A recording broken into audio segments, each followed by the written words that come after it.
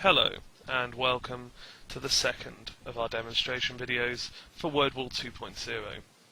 In the first video we saw how the resource banks provide drag and drop access to images and encyclopedic resources so teachers can create whiteboard activities in just a couple of minutes. But using WordWall's online activity bank, you can access thousands of resources created by teachers for teachers. What's more, when you save your files, you can upload them to the internet with just one click. In fact, over 100 new resources are added each week, but many more are improved upon and diversify through a process of peer review. The facility to convert information between wizard types allows you to easily modify resources for the specific needs of your class. Plus you can obtain up-to-the-minute and dynamic content via the WordWall web wizards, so you'll never be stuck for ideas.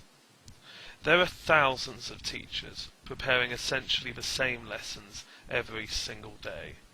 By working together, we can not only save ourselves time, but also create better whiteboard resources for every school classroom. Let's see how. Here I've created a slide which I'm going to use in a lesson tomorrow. So I'm going to go to the Perl, which is a file menu in the top left hand corner, and save this file to my hard disk. Now, having typed in a file name and clicked on saved, I'm asked a question, and it asks me whether I want to share this resource with other teachers or not. If I click on allow sharing, it's taken and it's uploaded to the activity bank where any other teacher can access it.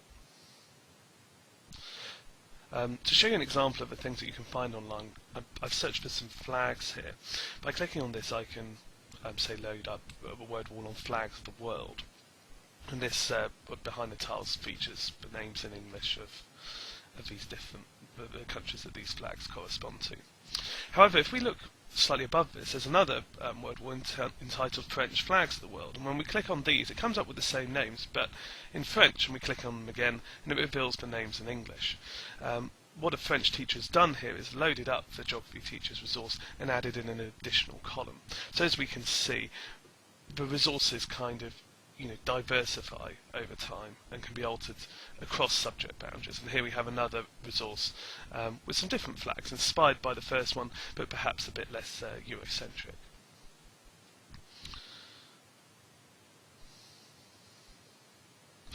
The same is true in other subjects too. If we search for metals, it comes up with a variety of different resources, quizzes, word text grids, image grids, definition matchups. Here we have one which has some pictures of some metal elements, and we click on them and it just tells us the names. However, we look further down the list, and inspired by this is a slightly another WordWall with the same number of items, 12 items, but also with the metallic symbols on it. And then that WordWall with 12 items was loaded up, and 13 extra pictures were added. So we can see, yes, this process of improvement going on. There are several thousand activities available in the activity bank. However, another feature of the program are the WordWall web wizards, and these allow access to dynamic, up-to-the-date resources, so things like the CIA Factbook, Panoramio's Image Bank, Dictionary.com, and various queries that allow you to create bespoke WordWalls.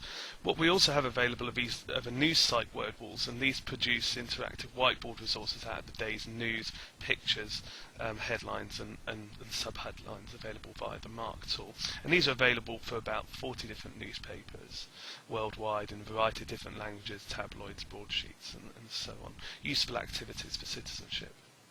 Another key feature of the WordWall program is the fact that information between the activity types is portable. And this is particularly useful because often you'll find information in the activity bank, but it won't necessarily be quite right for your class. It might be in the wrong format, too advanced, too simplistic.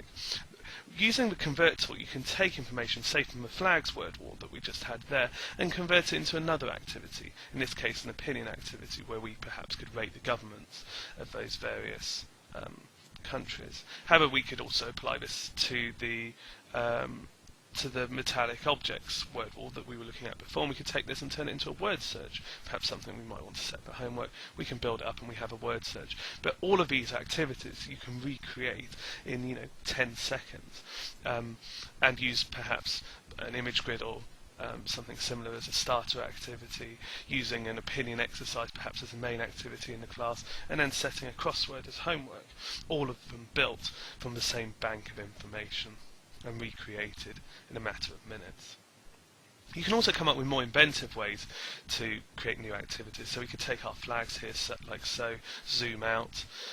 Maybe we could then remove the ones which aren't European, like so, and then I could go up to the image bank and search for an outline map of Europe, paste that into the background, and then we could take our various country flags and place them into position. So let me just find that outline here.